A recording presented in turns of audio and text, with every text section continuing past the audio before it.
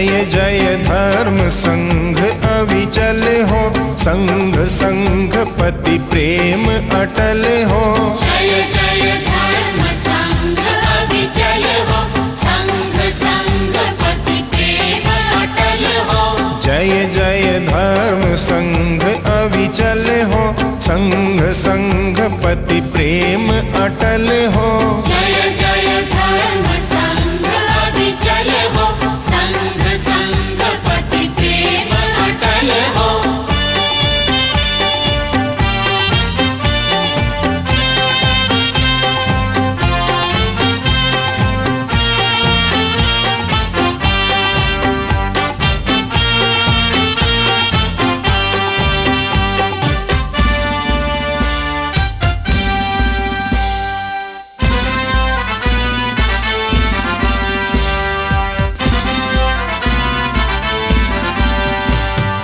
हम सबका सौभाग्य खिला है, प्रभु यह तेरा पंथ मिला है। हम सबका सौभाग्य खिला है, प्रभु यह तेरा पंथ मिला है। एक सुगुरु के अनुशासन में, एक सुगुरु के अनुशासन में, एक आचार विचार विमल हो। जय जय धर्म संघ अविचल हो, संघ संघ पति प्रेम अटल हो। जय जय धर्म संघ अविचल हो, संघ संघ पति प्रेम अटल हो।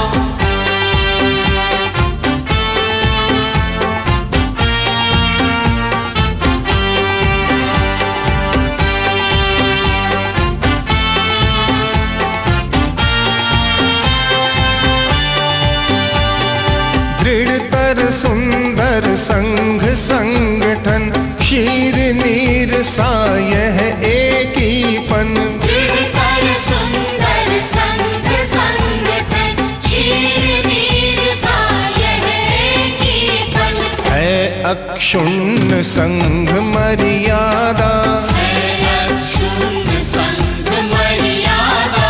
विनय और वात्सल्य अचल हो।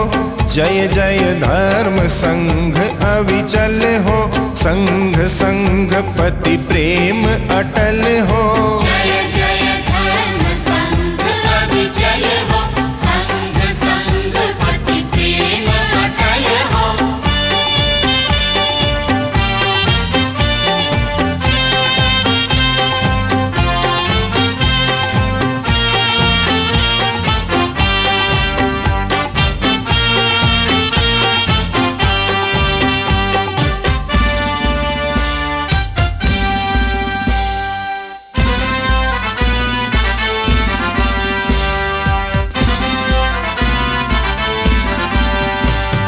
संघ संपदा बढ़ती जाए, प्रगति शिखर पर चढ़ती जाए। संघ संपदा बढ़ती जाए, प्रगति शिखर पर चढ़ती जाए।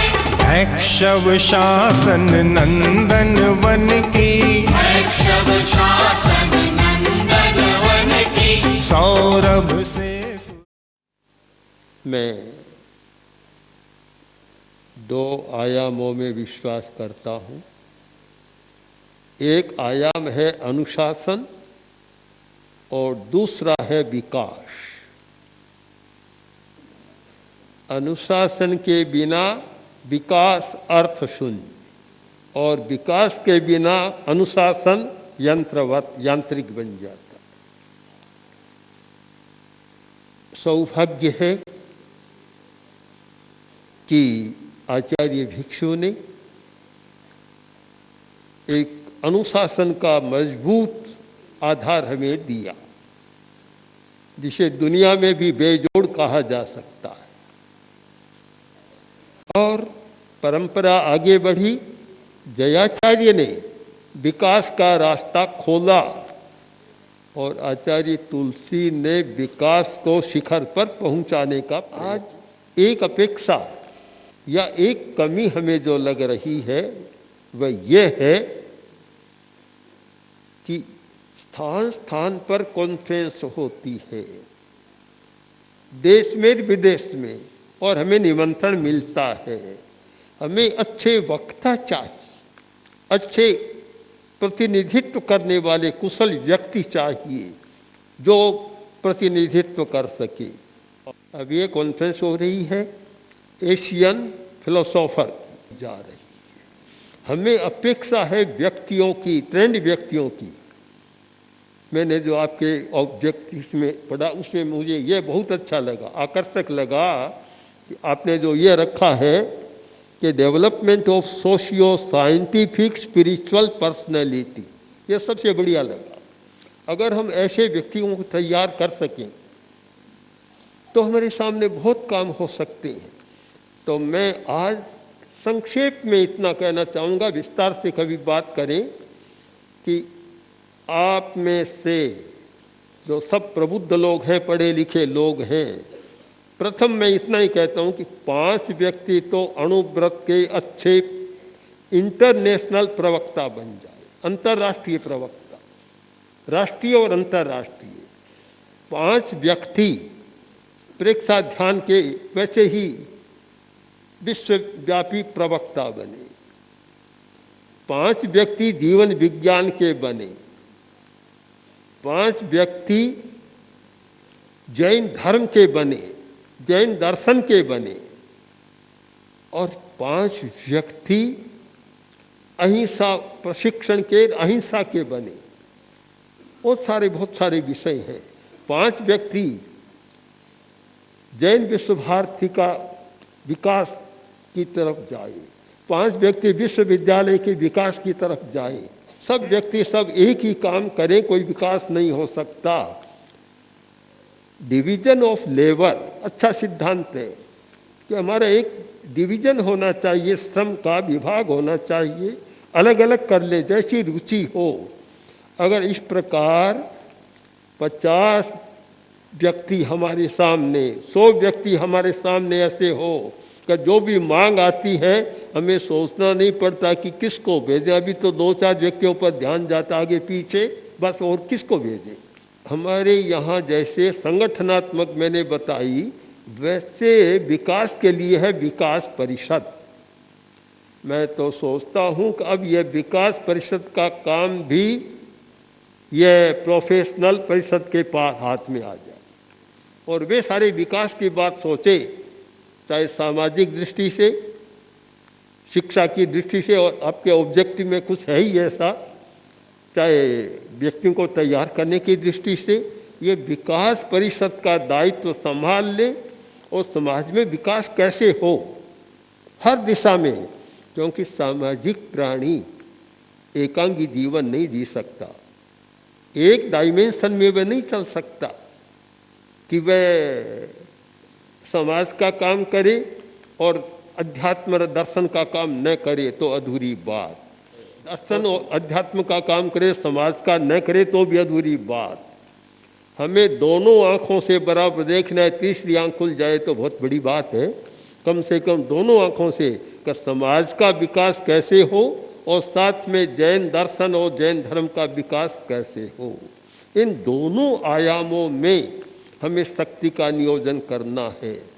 बहुत वर्ष पहले अनेक कुछ समझदार लोग मुझे सुझाव दे रहे हैं कि आचार्य के लिए भी एक परामर्शक परिषद होनी चाहिए जो परामर्श देती रहे, समाज की स्थिति के बारे में, विकास के बारे में सारा करता रहे।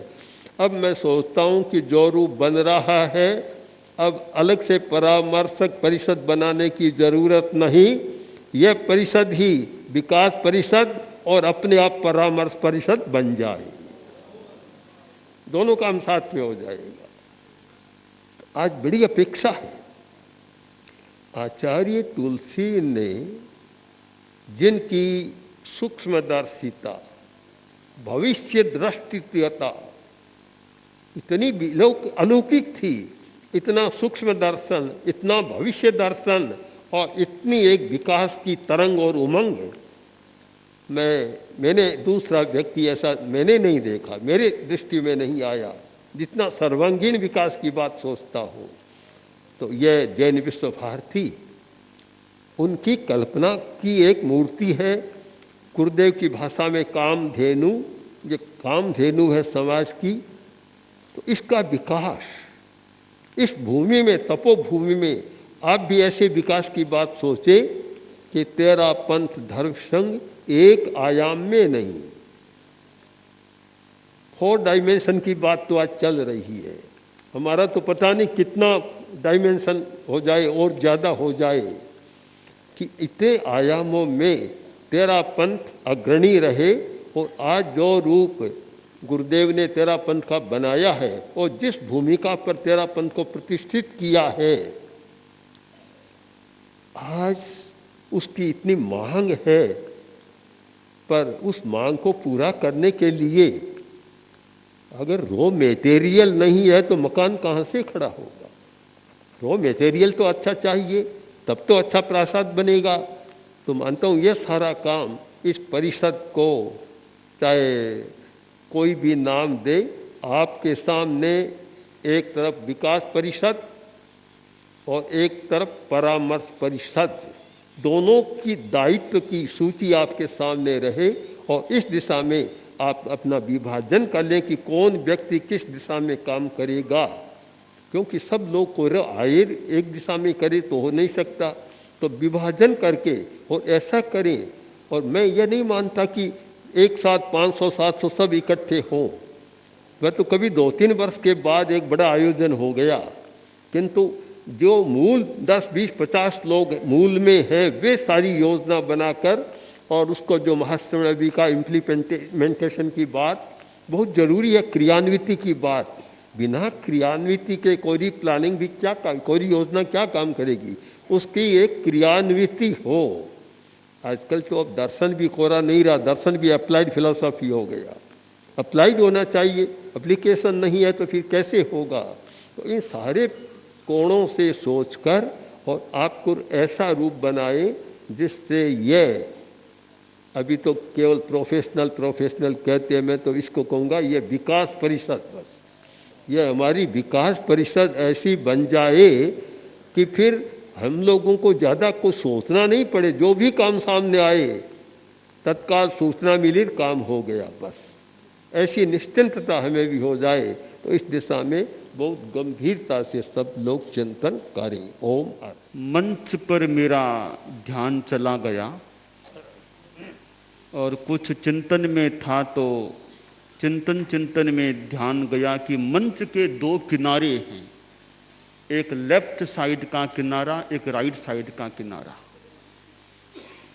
इस लेफ्ट साइड से राइट साइड तक पहुंचना है तो चलकर के उतनी दूरी को पार करना होता है। मैंने प्रोफेशनल्स जनों को देखा और ये लोग काफ़ी बुद्धिमान होते हैं, पढ़े लिखे होते हैं, इनके पास बौद्धिक शक्ति होती है। इस मंच की तरफ भी ध्यान गया, बुद्धिजीवी लोगों की ओर भी ध्यान गया। 2-3 बातें मेरे मन में आई। मैंने यह किनारा देखा तो मैंने सोचा एक किनारा है प्लानिंग का, दूसरा किनारा है इम्प्लीमेंटेशन का। प्लानिंग और इम्प्लीमेंटेशन, इन दोनों के बीच में एक और तत्व की अपेक्षा होती है। वह न हो तो इस किनारे से उस किनारे पर जाया नहीं जा सकता। वो जो सेतु है, मुझे पूज्य प्रवर की बात याद आ गई। अनेक बार पूज्य श्री अपने विचार उद्बोधन में फरमाते थे, कभी कभी मेरे द्वारा उस बात को रिपीट करवाया करते कि 2 चीजें हैं, एक विचार और दूसरा आचार। 2 किनारे हैं नदी के, विचार और उधर आचार। विचार से आचार तक पहुंचने के लिए एक सेतु की अपेक्षा होती है और वह सेतु है संस्कार। संस्कार मजबूत हो जाता है तो विचार आचार में परिणत हो सकता है। उसी शैली में मैं आज यह बात बता रहा हूं कि एक किनारा है हमारा प्लानिंग का और दूसरा किनारा है इम्प्लीमेंटेशन का। अब प्लानिंग इम्प्लीमेंटेशन में परिणत कैसे हो सकती है? पहली बात तो प्लानिंग ठीक अच्छी होनी चाहिए। प्लानिंग करने में कुछ समय तो भले लगे, पर समय वो बड़ा सार्थक होता है। प्लानिंग बहुत बढ़िया होनी चाहिए, यानी सारे लाभ हानि के पॉइंट्स उन सब को ध्यान में रख करके, अपनी शक्ति को ध्यान में रख करके, संसाधनों को ध्यान में रख करके फिर आदमी को प्लानिंग बनानी चाहिए। प्लानिंग बनाने के बाद इम्प्लीमेंटेशन का जो किनारा है उसके लिए सेतु, और वह है डेडिकेशन। अगर समर्पण है, निष्ठा है, तो प्लानिंग को इम्प्लीमेंट किया जा सकता है। अगर प्लानिंग से कोई काम करता है, अपनी अच्छी प्लानिंग बना करके फिर डेडिकेशन के साथ उसमें जुट जाता है, उसके प्रति समर्पित हो जाता है और फिर क्रियान्विति करता है, तो कोई निष्पत्ति दुनिया के सामने आ सकती है।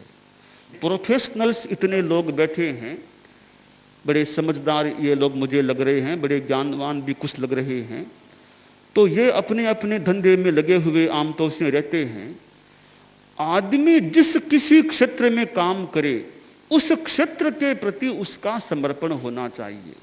जो सेवा का क्षेत्र उसने चुना है अपने जीवन में 1, 2, 3, उन सेवा क्षेत्रों के प्रति फिर मानो जीवन को झोंक देना चाहिए। और जो आदमी अपने द्वारा निर्धारित सेवा क्षेत्रों में अपनी पूरी शक्ति लगा देता है, तो उसको सफलता मिलना बहुत संभव हो जाता है।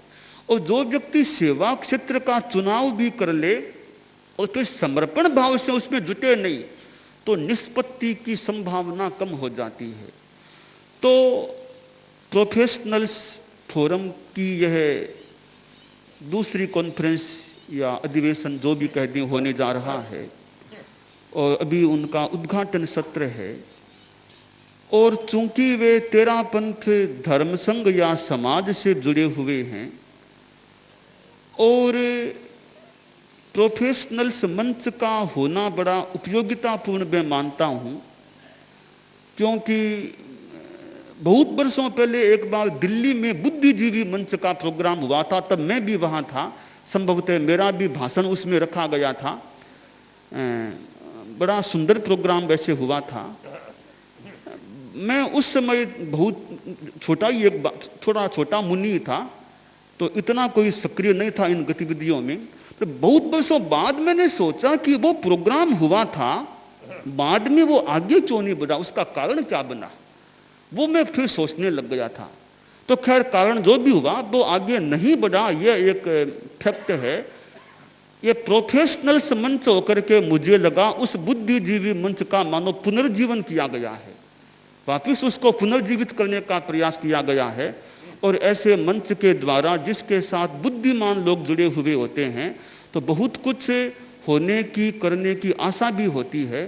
तो ये सभी बंधु बहनें प्लानिंग, इम्प्लीमेंटेशन और उसके बीच डेडिकेशन, इन तीनों को साथ में रख करके आगे बढ़ेंगे और अपनी सही दिशा में आगे बढ़ेंगे, तो अवश्य कोई निष्पत्ति प्राप्त हो सकेगी। इस संघ से जितने भी लोग जुड़े हुए हैं, उन सब को गौरव का अनुभव होना चाहिए कि हम तेरापंथी हैं।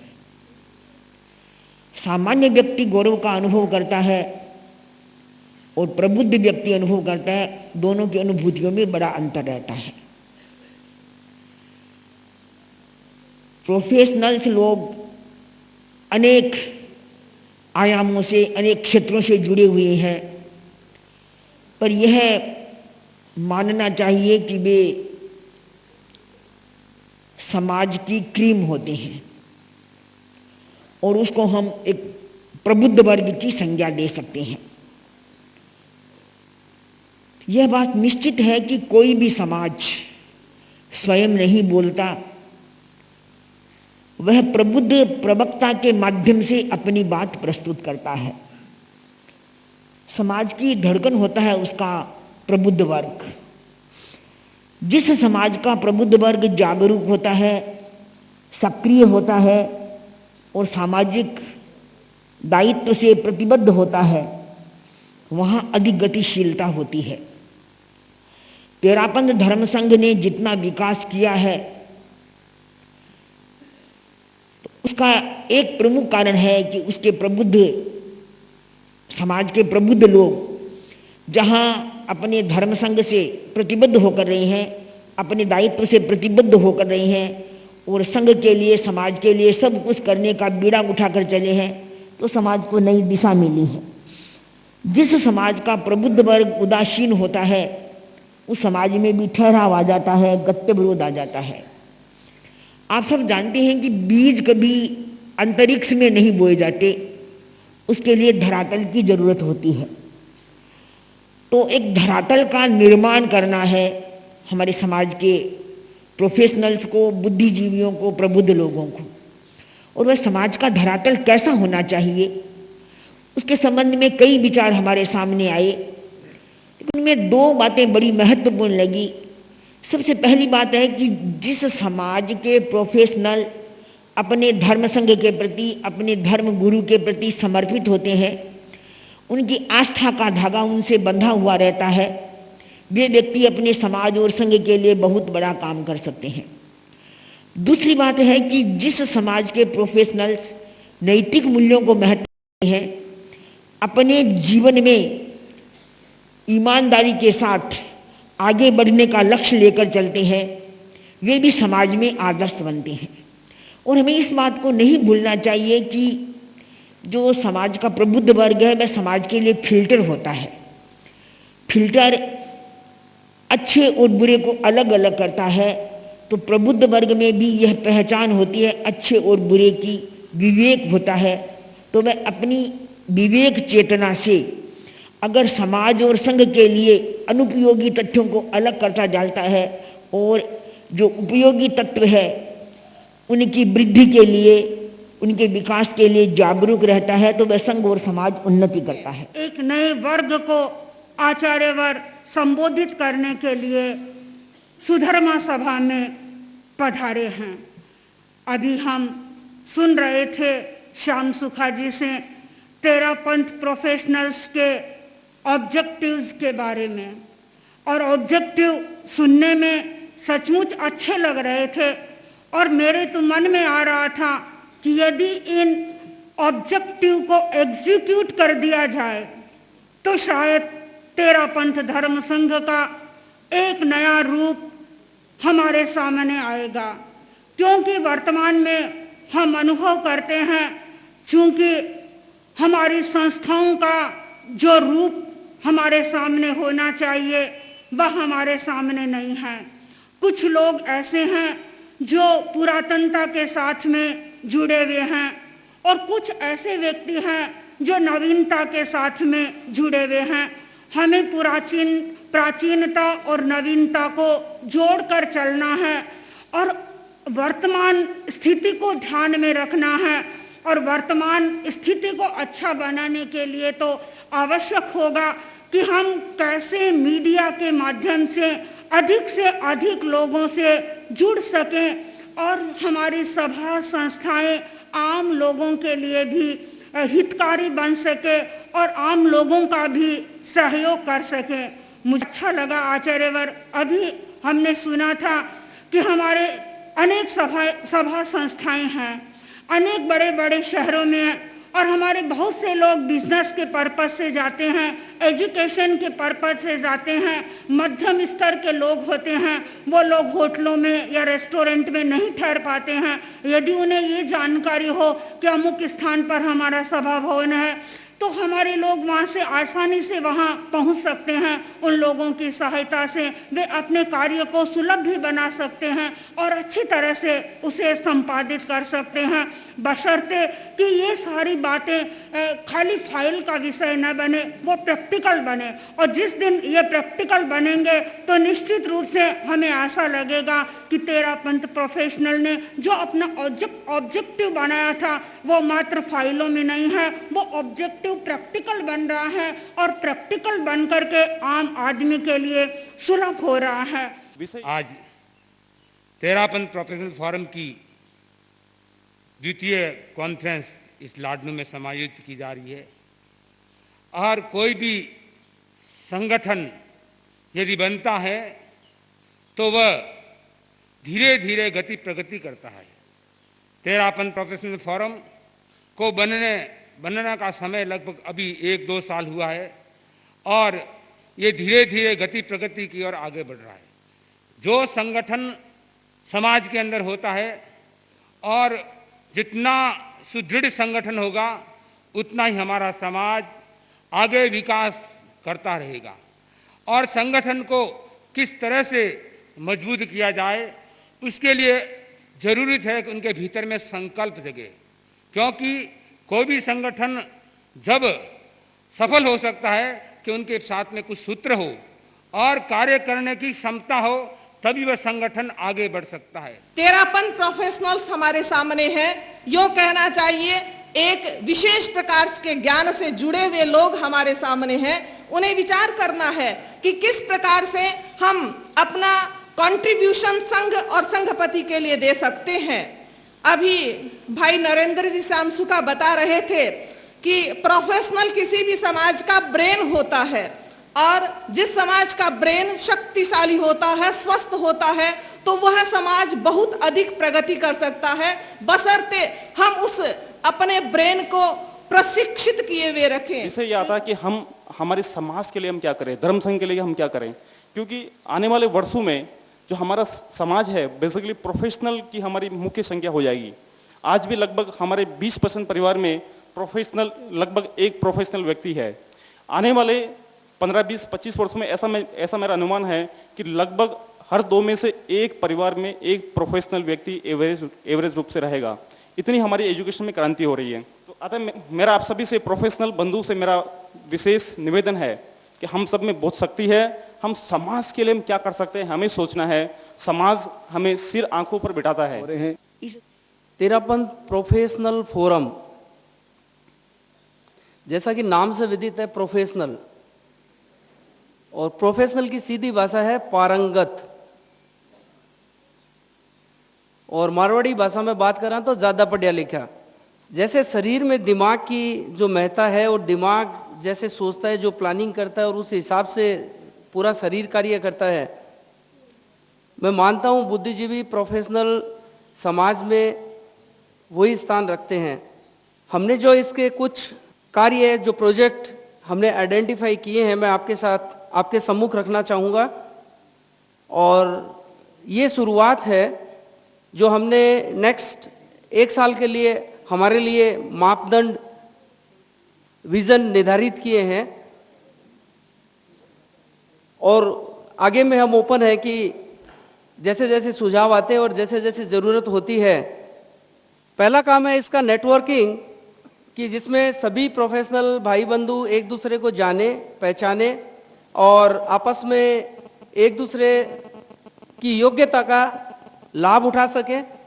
और कहीं में भी भारतवर्ष में यदि हम जाएं तो हर जगह पे हमारे समाज के प्रबुद्ध बुद्धिजीवी मौजूद हैं। प्रोफेशनल तो हैं, बट ये प्रोफेशनल्स में से हमने पहला कार्य चुना है कि इनका सोशियो साइंटिफिक स्पिरिचुअल डेवलपमेंट। और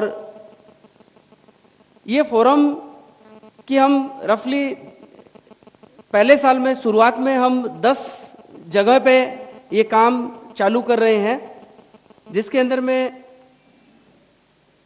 Ahmedabad, Bangalore, Chennai, Delhi, Guwahati, Hyderabad, Jaipur, Calcutta, Mumbai and Surat. And उसके बाद में फिर आगे में जैसे जैसे ज़रूरत सामने आएगी और जैसे जैसे ग्रुप सामने आएंगे, आगे में इसको विस्तार किया जाएगा। तो development of the socio scientific spiritual professionals की, जो प्रोफेशनल्स में नैतिक विकास कैसे हो,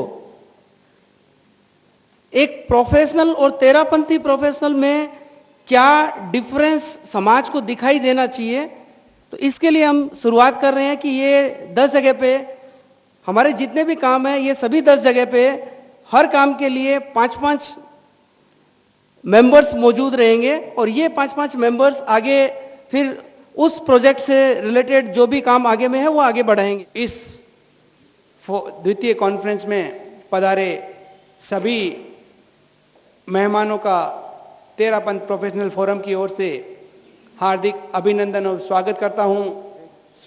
एक छोटा सा संगठन होने के बावजूद इसके बहुत बड़े आयाम हैं। तेरापंथ प्रोफेशनल पार्टिसिपेंट्स के सभी पार्टिसिपेंट का स्वागत और हार्दिक अभिनंदन, और सभी से निवेदन कि वो प्रत्येक सत्र में, आगामी प्रत्येक सत्र में जो आचार्य वर्ग ने नए आयाम दिए हैं उस पर विस्तृत चर्चा करें और अपने समय का उपयोग दें। That is the interpretation. That is why you are late. You don't care about me. थोड़ी देर बाद आप उनको पूछेंगे, उनकी वाइफ को पूछेंगी कि क्या हुआ था, why are you upset? What is the answer? I am upset क्योंकि he does not care about me, right? हम डिस्कस कर रहेंगे कि लाइफस्टाइल मैनेजमेंट पे 3 शब्द, और तीनों ही अपने आप में इतने इंपॉर्टेंट हैं कि 1-1 घंटे का भाषण दिया जा सकता है। लाइफ, हमने पूरी जिंदगी गुजार दी पर अभी तक समझ नहीं पाए कि लाइफ क्यों है, किस लिए है और हम कैसे जिए। स्टाइल, जो स्टाइल हम सीखने चले थे आज तक सीख नहीं पाए, और हमारी जो स्टाइल थी उसे भी हम भूल गए। और मैनेजमेंट पढ़ते पढ़ते इतने अनमैनेज्ड हो गए कि कैसे हमारा लाइफस्टाइल मैनेज्ड हो ये भूल चुके हैं। तो लाइफस्टाइल को मैनेज करना अपने आप में बहुत मुश्किल पार्ट है। मुझे एक लक्ष्य दिया गया है कि हम लोग अपना एक कम्युनिकेशन विंग बनाए, जिससे हम एक दूसरे के साथ कम्युनिकेट कर पाए और क्या हो रहा है अपने धर्म संघ में, अपने धर्म के बारे में क्या हो रहा है, वो बेस्ट मोड क्या हो सकता है जिससे हम लोग आपस में कम्युनिकेट कर पाए। So the objective was basically to come out with a magazine, जिससे हम लोग एक दूसरे के साथ में, एक दूसरे के आपस में we can know what is happening where, what is happening in a Jain Sangh, what is happening in Terapanth Sangh, what is happening between the Terapanth professionals and the Terapanth professional communities. So the objective what we have come out with, the objective what we have come out is that we are coming out with a newsletter to basically communicate with all of us. This newsletter is going to be called as the TPF. TPF यानी कि Terapanth professional forum. Now what are we going to do with this newsletter? Is this newsletter going to be a e-newsletter or it's going to be a hard copy? One of the suggestions given by many of us was that this newsletter should be a e-newsletter. E-newsletter यानी कि क्या? हर professional भाई को email से ये newsletter जाएगा। So basically इसका objective क्या होगा कि जितने पेड़ वगैरह कटते हैं न्यूज़पेपर्स वगैरह बनाने के लिए या न्यूज़ प्रिंट्स बनाने के लिए, उस हद तक ये पर्टिकुलरली कम हो जाएगा and it will be sent only through the e newsletter. ये न्यूज़लेटर जो होगा it is not applicable only for Terapanth professionals only. जितने भी अपने जैन भाई है, जितने भी अपने तेरापंथ भाई है, सबके लिए ये न्यूज़लेटर्स होगा। जो भी अपना ईमेल आईडी देगा एंड उसके लिए 0 कॉस्ट होगा, एक भी पैसा किसी से भी नहीं लिया जाएगा। It is going to be a free of cost newsletter which is going to be a e newsletter and in this newsletter you are going to get the basic ingredients of whatever it is. 1986 का कल जिक्र हुआ था। आचार्य श्री ने फरमाया था कि 1986 में बुद्धिजीवी सम्मेलन हुआ था।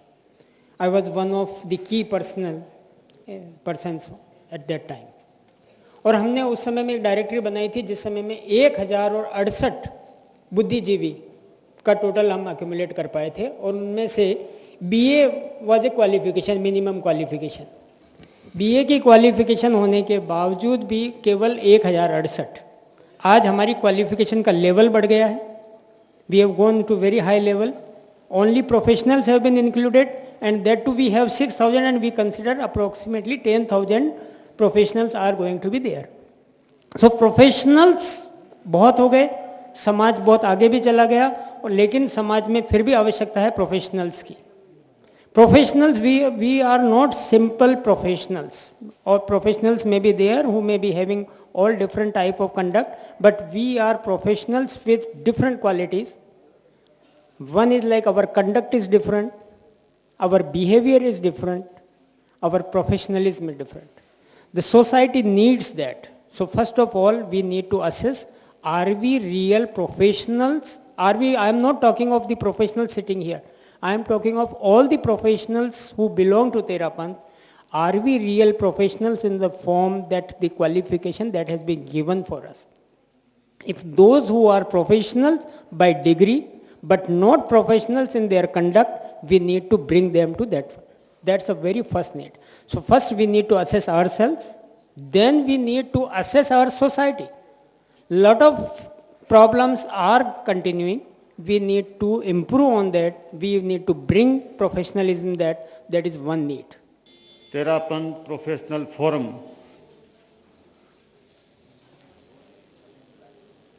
आचार्य वर्ग के उस कल्पना की निष्पत्ति है कि धर्म संघ का जो बौद्धिक संपदा है उसका संवर्धन हो, संरक्षण हो और विकास, उसकी शक्ति का उपयोग धर्म संघ के हित में हो, धर्म संघ की गतिविधियों के व्यापक प्रसार में हो। एक तरह से जो चिंतन की जो शक्ति उनके पास है उसका उपयोग समाज इस प्रकार करे कि वो समाज के लिए वरदान बन जाए। आचार्यवर ने कल जो आह्वान किया भी अनेक विषयों के विशेषज्ञ व्यक्ति तैयार हो, मैं मानता हूँ कि ये तेरापन प्रोफेशनल फोरम के लिए एक कसौटी का समय है और एक उनके सामने एक इतना बड़ा कार्य आचार्यवर ने सौंप दिया है कि उनको इस कार्य में यदि वो बहुत गहराई से नहीं लगे, समर्पण भाव से नहीं लगे तो इतना विशाल कार्य उनके लिए संभव नहीं होगा। लेकिन आचार्यवर्ग की शक्ति उन्हें प्राप्त है, दृष्टि उन्हें प्राप्त है और दिशा दर्शन उन्हें प्राप्त है और उनके पास क्षमता है, शक्ति है, बौद्धिक दायित्व, बौद्धिक बुद्धिशीलता है। इसलिए वे मुझे और एक संघ के प्रति समर्पण है, कुछ कर गुजरने की भावना उनके मन में है, तो वे आचार्यवर्ग द्वारा जो दृष्टि प्रदान की गई है उसके अनुरूप प्रेक्षाध्यान, जीवन विज्ञान, जैन दर्शन, अहिंसा प्रशिक्षण, इन सब के कम से कम 5-5 विशेषज्ञ वो तैयार कर पाएँ तो मैं मानता हूँ कि सम्मेलन में जो एक दिशा निर्देश आचार्यवर्ग ने हमें दिया है उस दिशा में हम एक सार्थक कदम उठा सकेंगे। तेरापन प्रोफेशनल फोरम का जो कुछ रूप सामने आ रहा है वो इसलिए महत्वपूर्ण है कि धर्म संघ का ये वर्ग धर्म संघ के लिए कुछ करना चाहता है और उनको ये तेरापन प्रोफेशनल फोरम एक उनके लिए माध्यम बन रहा है। मैं इस अवसर पर बहुत ज़्यादा कहना नहीं चाहता और इसलिए कि पूज्य वर्ष से हमें जो मार्गदर्शन प्राप्त हुआ है उसके अनुरूप यदि हम चल सकें, उसके अनुसार हम अपने दायित्व को निभा सकें और इस फोरम से जुड़े हुए लोग अपने कार्य से, अपने समर्पण भाव से कुछ ऐसा करके दिखा सकें तो ये इस प्रोफेशनल फोरम के अस्तित्व के लिए, उसके प्रासंगिकता के लिए और उसके महत्व के लिए ये अपने आप में एक प्रमाण पत्र होगा। मैं चाहता हूँ कि हम इस सम्मेलन में संभागी लोग ये संकल्प लें कि हमें जो निर्देश मिला है, जो दृष्टि मिली है, जो दायित्व मिला है, उसके लिए हम प्राणपण से समर्पित भाव से कार्य करेंगे और एक दिन ये होगा कि आचार्यवर ने जो दायित्व दिया है उसकी पूर्ति में हम सफल रहे हैं। श्री ने कल प्रोफेशनल्स जनों के लिए जो आह्वान किया, 5-5-5-5 ऐसे विभिन्न विषयों में निष्णात व्यक्तियों की अपेक्षा की, तो सम्मेलन तो आज पूरा होने वाला है। अब जो बात पूज्यश्री ने कल फरमाई थी उस पर कोई विचार हुआ या नहीं, वो 5-5-5-5 कौन होंगे इस पर कोई चिंतन हुआ या नहीं। मान लो 5 नहीं भी सही, 1-2 तो नाम सामने आए कि इस क्षेत्र में ये व्यक्ति आगे बढ़ेंगे, क्योंकि फरमाई गई बात अगर हमने सुन ली और अच्छी भी लग गई, जैसा कि मैंने वो कल कहा था, प्लानिंग और एग्जीक्यूशन या इम्प्लीमेंटेशन के बीच डेडिकेशन आवश्यक है। तो अगर वे 5-5 की बात इसी प्रकार सुनने के साथ बह जाएगी तब तो निष्पत्ति क्या आएगी।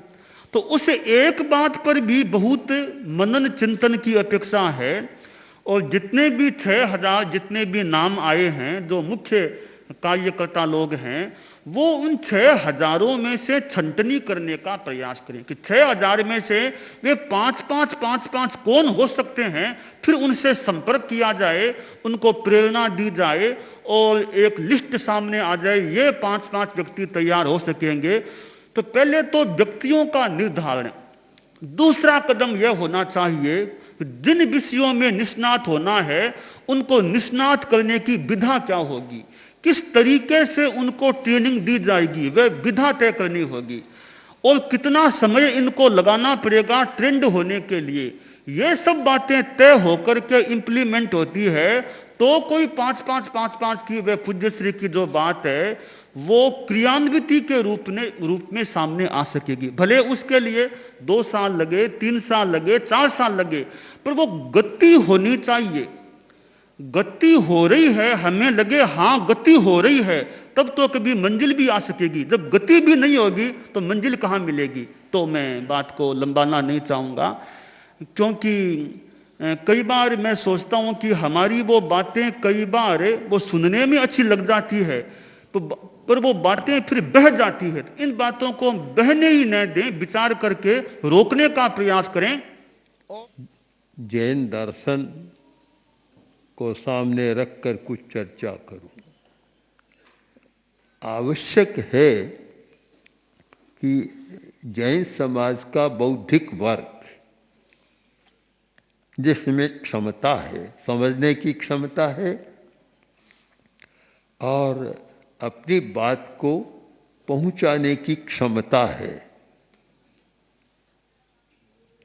और आज की भाषा में, व्यावहारिक भाषा में कहूँ तो जिनमें मार्केटिंग की क्षमता है, तो वे लोग यह काम कर सकते हैं। साहित्य के द्वारा, गोष्ठियों के द्वारा, कॉन्फ्रेंसेस के द्वारा और संपर्कों के द्वारा हो सकता है, और उससे बड़ा लाभ भी है।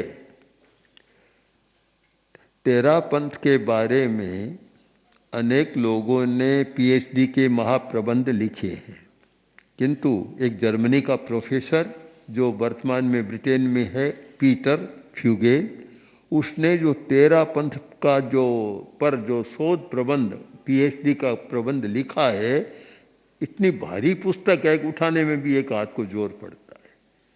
और इतनी सूक्ष्मता से लिखा है, इतना सूक्ष्म उसके प्रश्न आते हैं कि उत्तर देना भी हर कोई शायद कठिन होता है। तो इस बात पर हमें चिंतन करना है कि थोड़ा तो हमारा स्वयं का अध्ययन होना चाहिए, और अध्ययन के बाद उसका प्रेजेंटेशन कैसे हो या उसे व्यापक स्तर पर कैसे प्रस्तुत कर सकें। आज समाज में कुछ लोग हैं जो यह काम करते हैं और उन्हें बुलाते हैं, ऐसे एक अलग वर्ग ही आज बन रहा है जिसे बुलाया जा रहा है और उसकी बात सुनी जा रही है। अगर हम जैन धर्म को ठीक प्रस्तुत कर सकें वर्तमान समस्या के संदर्भ में, तो एक नया वर्ग ऐसा हो सकता है और वह अधिक उपयोगी हो सकता है। ऐसा अनुभव हुआ है कि हमारे कुछ प्रतिनिधि जो विदेशों में जाकर काम करते हैं, उनकी इतनी मांग है कि वर्ष में 10-20 बार तो उनको विदेश में जाना ही पड़ता है, बार बार। और भी ज़्यादा मांग है कि जा नहीं सकते, शायद 5-10 बार तो कुछ है ही। कठिनाई तो है, इधर तो एक व्यापार, व्यवसाय, उद्योग, ये सारा काम चल रहा है, उसे आज छोड़ना भी बड़ा मुश्किल है, उसमें भी बड़ी व्यस्तता रहती है।